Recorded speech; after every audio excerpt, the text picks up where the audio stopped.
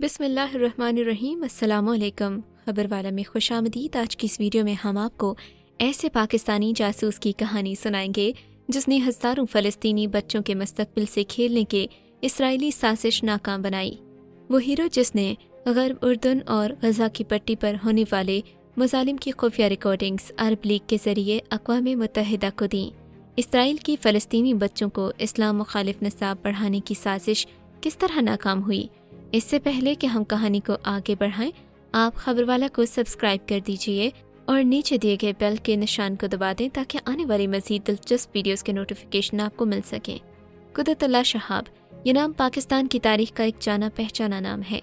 Qudratullah Shahab bureaucracy में बहुत से अहम अहदों पर भी रहे। ये उस वक्त की बात है जब यूनेस्को ने उर्दन और गज़ा की पट्टी पर मुकीम फ़लस्तीनी बच्चों की तालीम के लिए स्कूल कायम किए। उन स्कूलों में मुसलमान असातिज़ा को भर्ती किया गया और अक़वाम मुत्तहिदा का मंसूर शुदा निसाब पढ़ाया जाने लगा। कुदरतुल्लाह शहाब भी उन्हीं मुसलमान असातिज़ा में शामिल थे जो फ़लस्तीनी बच्चों को पढ़ा रहे थे। ताहम इसराइल को ये बात हज़म नहीं हुई। इसराइल ने बैनुल अक़वामी मीडिया को किसी भी कवरेज से दूर रखा और स्कूल बंद करना शुरू कर दिए। मुसलमान असातिज़ा को यूनेस्को की तरफ से तनख्वाह तो मिल रही थी, मगर इसराइल ने उनको डरा धमका कर घर बिठा दिया और यहूदी असातिज़ा को उन स्कूलों में भर्ती कर दिया। स्कूलों में इसराइल की तरफ से नया निसाब पढ़ाया जाने लगा।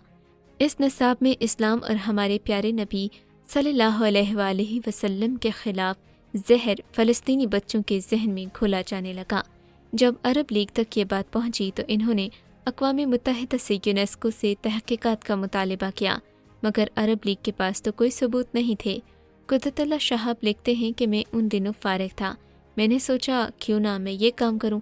मैंने फ़लस्तीनी अथॉरिटी से रब्ता किया, उनको अपने मंसूबे से आगाह किया कि मैं इसराइल जाकर वो सारे सबूत इकट्ठे करना चाहता हूं।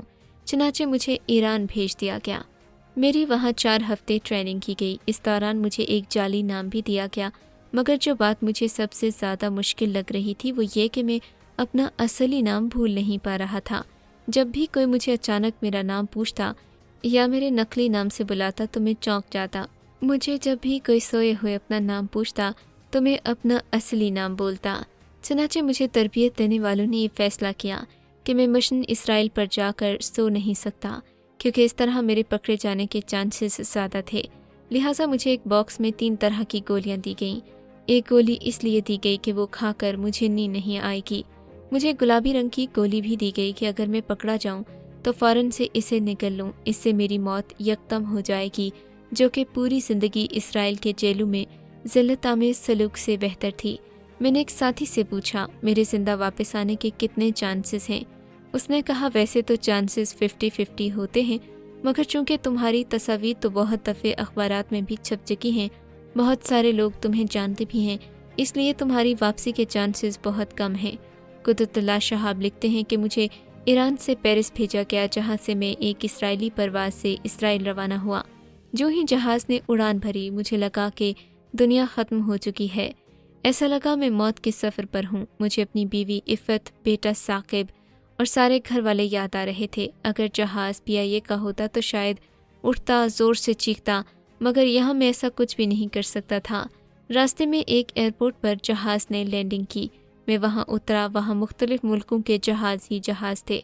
जब मैंने उन सब में PIA का जहाज़ देखा तो मेरी जान में जान आ गई। मेरी परेशानी कम हो गई। मैं वॉशरूम गया, अपना जूता उतारा, 3-4 जूते अपने सर पर मारे, रोया, चीखा ताकि अपने अंदर जमा गुबार को बाहर निकाल सकूं। जो ही मैं एयरपोर्ट पहुंचा, वहाँ एक नौजवान मुस्कुराता हुआ मेरे इस्तकबाल के लिए खड़ा था। मैंने उसे सलाम किया। उसने दबे लफ्ज़ों में अपना कोड बताया। मैंने भी अपना कोड दोहराया। उसके बाद वो मुझे अपने साथ ले गया। ये 25 साला फ़लस्तीनी नौजवान मुझे बहुत इज्जत दे रहा था। उसकी आंखों में अजीब चमक थी। मेरे पीछे पीछे चलता, मेरा बहुत ख्याल रखता। हम अपने मिशन पर अक़वाम मुत्तहिदा के ज़ेरे इंतज़ाम उन स्कूलों में पहुँचे जहाँ फ़लस्तीनी बच्चों को इस्लाम से नफ़रत सिखाई जाती थी। इस्लाम और नबी पाक सल्लल्लाहु अलैहि वसल्लम से मुतालिक तौहीन आमेज़ बातें उनके जहनों में डाली जा रही थीं। मैंने तौहीन आमेज़ निसाब के तकरीबन 115 नुस्खे हासिल किए।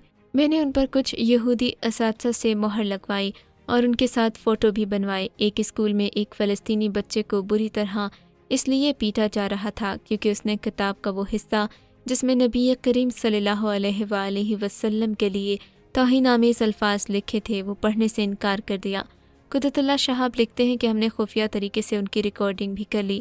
مجھے مشن پر آئے ہوئے 5 دن ہو چکے تھے مگر میں سویا نہیں تھا۔ اس فلسطینی نوجوان نے مجھ سے کہا اب تم بہت تھکے تھکے لگ رہے ہو، آنکھوں کے نیچے ہلکے پڑے ہیں، قدم قدم بعد لڑکھڑا رہے ہو، میں تمہارے سونے کے لیے محفوظ انتظام کرتا ہوں۔ وہ نوجوان عشاء کی نماز کے بعد مجھے مسجد اقصیٰ لے گیا۔ وہاں موجود گارڈز اس کی جان پہچان والے تھے۔